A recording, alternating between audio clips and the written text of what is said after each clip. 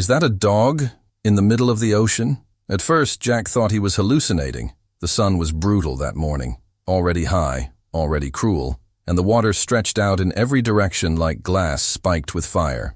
He stood at the bow of his fishing trawler, shielding his eyes, squinting against the glare. For a moment, he saw nothing, just ocean, just blue, just the impossible quiet that made men question what was real. Then he saw it again, something moving, weakly, slowly, barely cutting the surface. Ahead, fur. He grabbed his binoculars, heart pounding harder than it had in years, and brought the image into focus. A dog, a German shepherd, ears slicked back, front legs churning through the water in tired, uneven strokes. 135 miles offshore, no land in sight, no vessel, no debris, nothing to explain how or why she was there. Jack didn't think. He shouted for his deckhand, spun the wheel, and throttled the boat toward the drifting figure. Salt sprayed up over the sides as the trawler cut a sharp arc, slicing through the waves with purpose. When they reached her, the dog's movements had slowed to little more than reflex. Her snout barely broke the surface. Her body dipped beneath the waves with every stroke. "She's going under," Jack said, voice tight. The deckhand grabbed the net pole. Jack leaned over the side, hands outstretched. "Come on, girl. Don't stop now." At the last second, just as her eyes began to close, the dog's paw brushed the edge of the hull. Jack lunged, gripped a soaked patch of fur, and with every ounce of strength left in his arms, hauled her over the side and onto the deck. She collapsed instantly. No movement, no whimper, just dead weight and salt-drenched fur. For a moment, they thought she was gone. Then her chest rose, shallow, then again, then deeper. "She's breathing," Jack murmured. "She's breathing." They wrapped her in towels, rubbed her down, set a bowl of fresh water beside her muzzle. She didn't lift her head, but her tail, weak and trembling, wagged once. That was enough. She had made it. But the real question, the one Jack couldn't stop asking himself as he stared out across the endless empty sea, was how? How did a German shepherd end up fighting for her life over 100 miles from shore? And what had she left behind? The German shepherd didn't move for nearly an hour after Jack and his deckhand hauled her onto the boat. Her breathing was shallow, but steady, each rise and fall of her chest marked with a faint wheeze that hinted at just how close she had come to slipping under for good. Jack sat nearby the whole time, rubbing a towel along her back gently, speaking in a low voice as if she could understand. She didn't flinch, didn't lift her head, but that tail gave another small, fluttering wag every time his hand passed over her shoulder. He'd seen lost things at sea before, drifting buoys, shattered boards, even overturned dinghies, but never a living, breathing soul with this kind of will. She hadn't just drifted out. She'd fought, all the way. Jack finally noticed the collar as the dog shifted her weight. It was faded black, stiff with salt, but still intact. No ID tag, no owner's name. Just something etched directly into the leather, a small metal clasp with a number beneath it. His heart kicked. Serial numbers. That wasn't a pet store collar. That was military, or government. Something official, something coded. He took a photo of the number and sent it to a buddy he knew back on shore, someone who used to work in naval logistics. "You ever seen this kind of tag?" he texted. 10 minutes passed before the reply came. "That's not a pet. That's a K9. Jack stared at the screen. "K9? Out here?" He looked down at her again. Her frame lean, muscular under all that fur, her paws large and scarred, the pads worn more than a house dog's ever would be. This was a working animal, trained, disciplined, and yet here she was, half drowned, floating in the middle of nowhere. He radioed the mainland and asked if there had been any recent military transport crashes, missing vessels, helicopters downed at sea. Nothing. No reports, no search parties, no alerts. It made no sense. The dog stirred as they neared the harbor, eyes cracking open for the first time, golden brown, rimmed with red. She blinked slowly, took in her surroundings, and pushed her front legs under her chest. She tried to rise but faltered. Jack caught her gently, easing her back down. "Easy. Now we're almost home." She licked the back of his hand. At the dock, a small group had gathered after word got out over the radio. Most people just stared, stunned, as Jack carried the soaking, trembling dog onto dry land. One woman knelt and reached toward the shepherd. "Where did she come from?" Jack shook his head. "That's the thing. No one knows." At the vet's office, the mystery deepened. She was severely dehydrated, but otherwise in surprisingly stable condition. No broken bones, no signs of being struck by debris. But the microchip scan told them everything and nothing. The vet's brows furrowed. Her chip isn't in a public registry. It bounced. Bounced? Jack asked. It sent an alert to a restricted database. Whose? I don't know. She paused, then added, whoever they are, they already pinged our system back. Within 20 minutes, a black SUV pulled up outside the clinic. 2 men in plain clothes stepped out, flashed government ID, and asked to see the dog. Jack wasn't one to be pushed around easily, but something in their tone made him step aside. They didn't examine her like strangers. They knelt, spoke, softly, called her by a name Jack hadn't heard. Echo. The shepherd lifted her head weakly and let out a small, choked whine. Her ears perked. Her body trembled. But this time, it wasn't from exhaustion. It was recognition. She knew them, but the look in their eyes didn't match hers. They weren't relieved. They were stunned. The taller agent finally spoke. She went missing over a month ago. She was part of a classified program, assigned to a Marine recon unit that disappeared off the coast. Jack stared. She's been swimming for a month? No, the agent said quietly. She disappeared after the incident. We thought she was dead. What? Incident? The other man gave a warning look. It's need to know. The taller agent hesitated, then added, let's just say she wasn't supposed to be found. That was when Jack realized Echo hadn't been lost. She had escaped, and whatever she had swum away from wasn't just an accident at sea. It was something no one wanted uncovered. Jack didn't say much as the agents loaded Echo into the back of the black SUV. He watched her eyes through the rear window, alert, focused, but still filled with something he couldn't quite place. It wasn't fear. It wasn't relief either. It was the look of a soldier who knew the war wasn't over yet. And as the vehicle pulled away from the clinic, something in Jack's gut twisted. He didn't trust those men. Their expressions were too flat, their answers too clean. A dog doesn't survive that far offshore by luck, and she sure as hell doesn't show up wearing a government collar unless she's running from something. By the next morning, Echo was gone. Not just relocated, erased. No one would confirm where she'd been taken.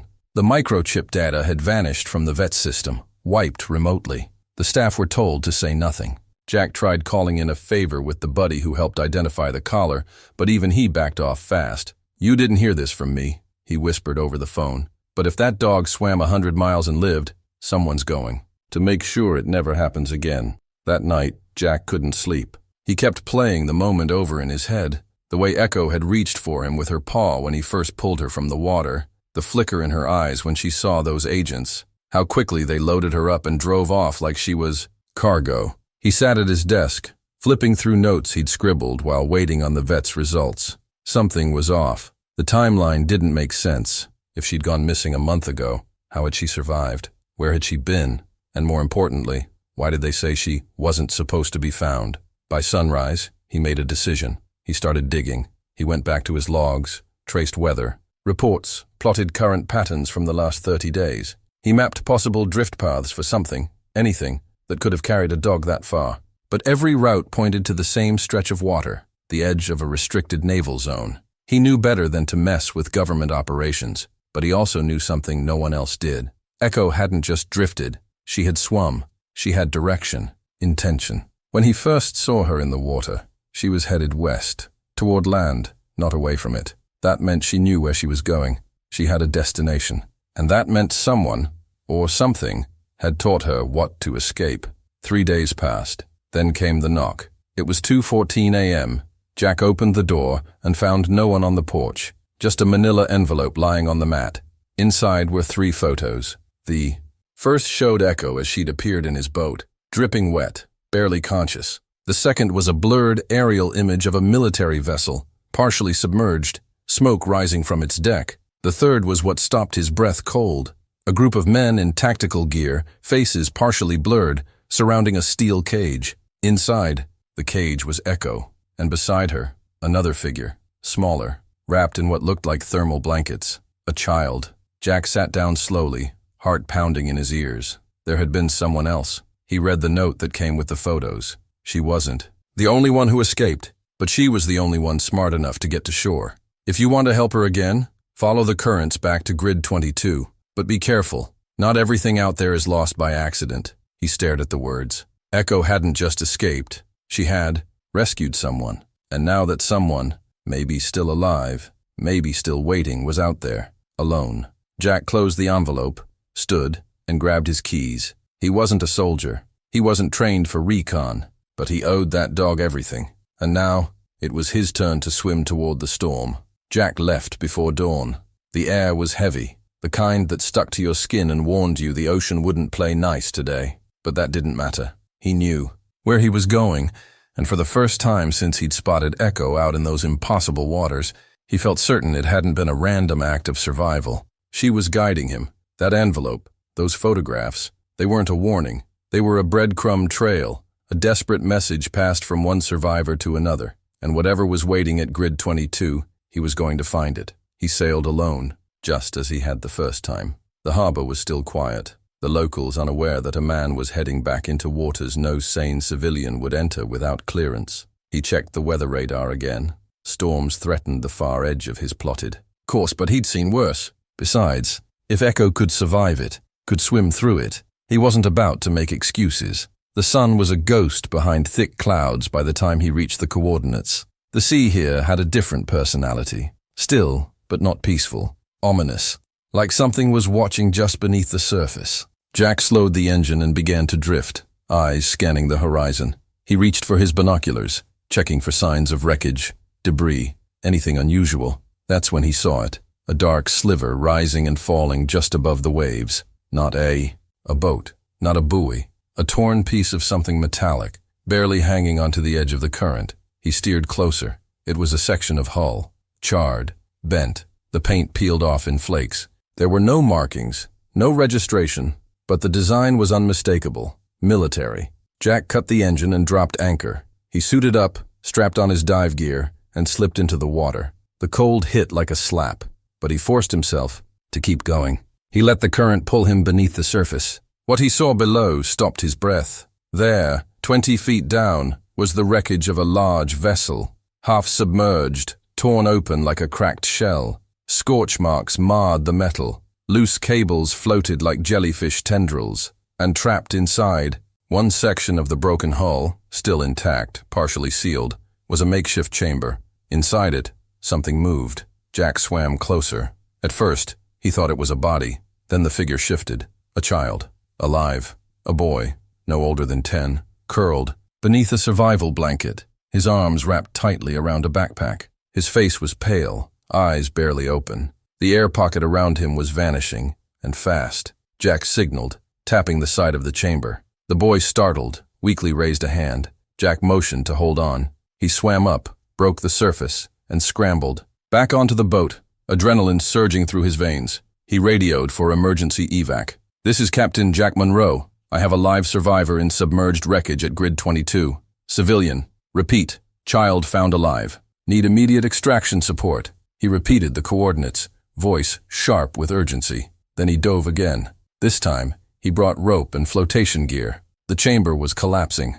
The boy weaker. Jack worked quickly, forcing the side open enough to pull the child free. The moment he had him in his arms, the wreck creaked, groaned, and part of it collapsed behind them. Jack kicked upward, lungs burning. He broke the surface with the boy in tow, hoisted him aboard, and wrapped him in every dry towel he had. Boy coughed once, then again, and then he spoke. "She helped me." Jack leaned closer. "Who?" "The dog, the German shepherd." She came back. "She pulled me to the air pocket. She stayed until I stopped crying."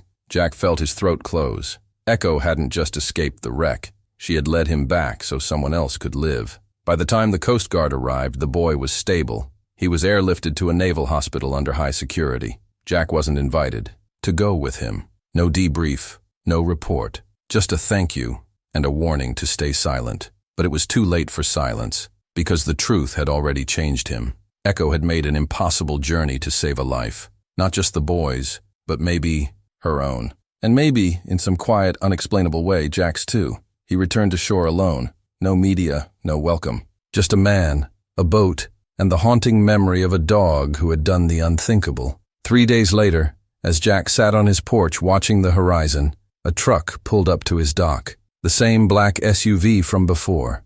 2 men stepped out. But this time, they weren't alone. Echo jumped down from the back seat. She ran to him without hesitation. No leash, no hesitation.